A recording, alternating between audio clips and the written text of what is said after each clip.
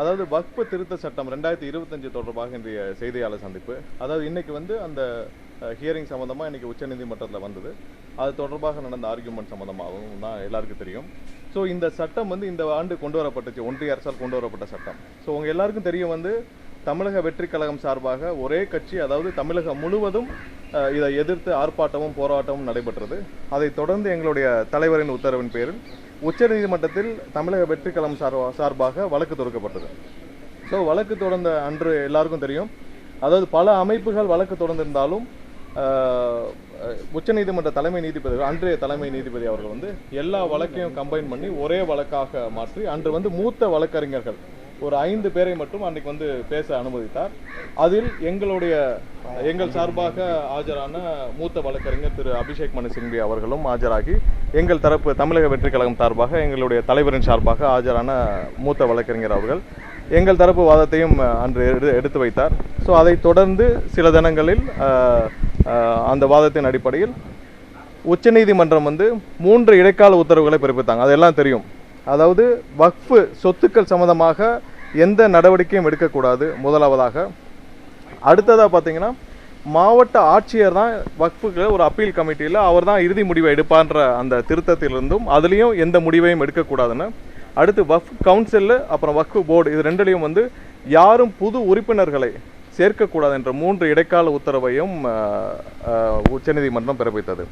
So அது தொடர்பாக கடந்த வாரம் வந்து மத்திய அரசு ஒன்றிய அரசு சார்பாக ஒரு கவுண்டர் பெட்டிஷன் ஃபைல் பண்ணியிருந்தாங்க. ஸோ அதற்கு நாங்களும், அதாவது ரீஜாயின்டர் பெட்டிஷனாக கவுண்டருக்கு கவுண்டர் தமிழக வெற்றி கழகம் சார்பாக சில தினங்களுக்கு 2 நாட்களுக்கு முன்பாக பதிவு செய்யப்பட்டது. அதையும் ஏற்றுக்கொண்ட நீதிபதி இதுவரைக்கும் கவுண்டர் பெட்டிஷன், அதாவது மத்திய அரசு ஒன்றிய அரசு போட்ட கவுண்டர் பெட்டிஷனுக்கு கவுண்டராக வந்து ஒரு 6லேருந்து 7 பேர் மட்டும்தான் ஃபைல் பண்ணியிருக்காங்க, தமிழகம் வெற்றி கழகம் சேர்த்து. ஸோ இன்னைக்கு அது தொடர்பான ஹியரிங் வந்தது. ஸோ அதில் வந்து விசாரித்த உச்சநீதிமன்றம் இன்றைக்கி புதிதாக பொறுப்பேற்ற நீதிபதி அவர்கள் விசாரித்து விட்டு இந்த உத்தரவுகள், இடைக்கால உத்தரவுகள் தொடரும். அதாவது 3 உத்தரவுகள் எதுனா, வக்ஃபு சொத்துக்கள் சம்பந்தமாக எந்த நடவடிக்கையும் எடுக்கக்கூடாது, மாவட்ட ஆட்சியர் அதுவரை எந்த உத்தரவையும் பிறப்பிக்கக்கூடாது, வக்ஃபு சொத்துக்களில் எந்த மாற்றங்களும் நிகழக்கூடாது.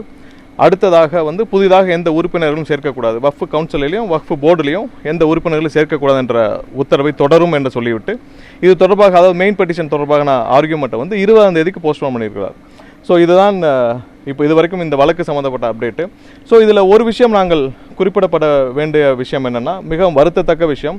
ஏன்னா நேற்று எங்களுடைய தலைவர் அறிக்கையிலும் அதை குறிப்பிட்டிருந்தார்.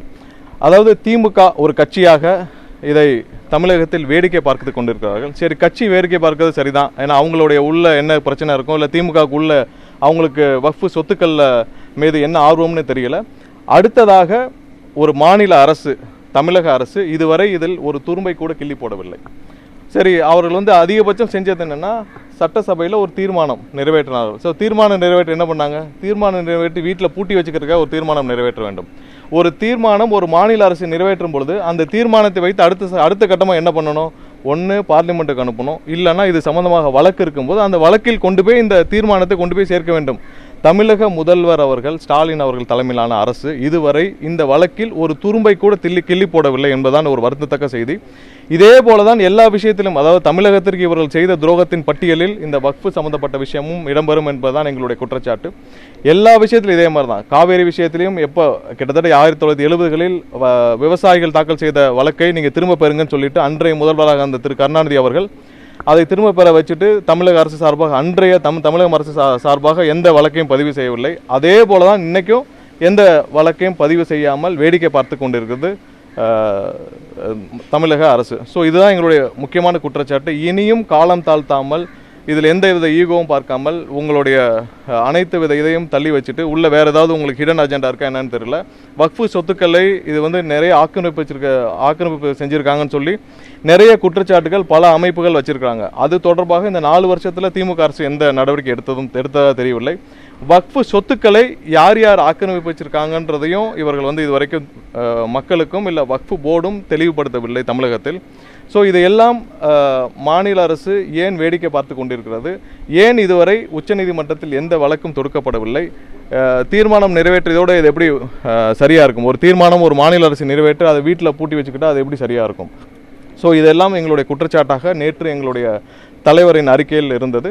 ஸோ அதை மேலும் இங்கே சுட்டிக்காட்ட விரும்புகிறோம். இதை தொடர்ந்து முக்கியமாக நாங்கள் குறிப்பிடப்பட வேண்டிய ஒரு விஷயம் என்னென்னா, இஸ்லாமிய மக்களுக்கும் இந்த வக்ஃபு சம்பந்தப்பட்ட விஷயத்தில் தமிழக வெற்றிக் கழகம், எங்களுடைய தலைவர் நேற்று குறிப்பிட்டிருந்தார், தமிழக வெற்றிக் கழகம் கடைசி வரை இந்த விஷயத்தில் துணை நின்று சட்ட போராட்டமாக இருந்தாலும் சரி, பொதுமக்களிடம் எடுத்து சென்று போராட்டமானாலும் சரி, அனைத்திலும் துணை நிற்கும் என்பதை தெரிவித்துக் கொள்கிறோம். எல்லா வழக்கை பொறுத்த வரைக்கும் மொத்தமா 76 பேர் வந்து ஃபைல் பண்ணிருக்காங்க. ஆமா, அதுல 73வது கட்சியா தான் தமிழக வெற்றிக் கழகம் பதிவு பண்ணி. அதாவது அதுக்கு முன்னாடியே திமுக நாங்க வந்து வழக்கு பதிவு பண்ணிட்டோம், சட்டமன்றத்தில் தீர்மானம். திமுக எந்த வழக்கையும் பதிவு செய்யவில்லை. அதிலிருந்து ஒரு சில நபர்கள், தனிநபர்கள் பதிவு செய்திருக்கலாம். திமுக கட்சியாக எந்த வழக்கும் பதிவு செய்யவில்லை. தமிழக அரசும் எந்த வழக்கும் பதிவு செய்யவில்லை. அது திரும்ப கோடிட்டு வரும்.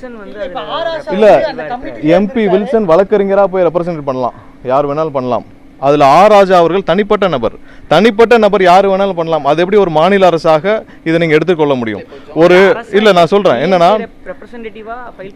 இப்ப சட்டசபையில தீர்மானம் நிறைவேற்றினாங்க. அந்த தீர்மானத்தை வந்து ராஜா அவர்கள் கொண்டு போய் ஃபைல் பண்றதுக்கு உரிமை இருக்கா? இல்ல. ராஜா அவர்கள் அண்ணன் ராஜா அவர்கள் வந்து தனிப்பட்ட நபர். நாளைக்கு 2 வருஷத்துல அவருடைய முடிவுகள் மாறலாம், அவருடைய மனம் மாறலாம், இல்ல அவருடைய நிலைமையும் மாறலாம். அது எப்படி அரசு சார்பாக இருக்க முடியும்? ஏற்கனவே சொல்லியிருக்கோம், நேற்று எங்கள் அறிக்கையிலும் எங்களுடைய தலைவர் குறிப்பிட்டிருக்கிறார். இதே மாதிரி சிஏஏ ஆக்டுக்கு ஒரு கேரளா அரசு வந்து அவங்க சட்டசபையில் தீர்மானம் நிறைவேற்றி அவங்க உச்சநீதிமன்றத்தில் வழக்கு தொடர்ந்துருக்காங்க. ஏன் அதே முன்னுதாரணம் இருக்க அதாவது இது எப்படின்னா, சும்மா பொதுமக்கள்கிட்ட ஒரு கண் துடைப்புக்கு யாரையாவது வழக்கு தொடுக்க வச்சுட்டு நாங்கள் வழக்கு தொடுக்கிறோம், எங்கள் அட்வொகேட் ஆஜராங்கன்னு இல்லை.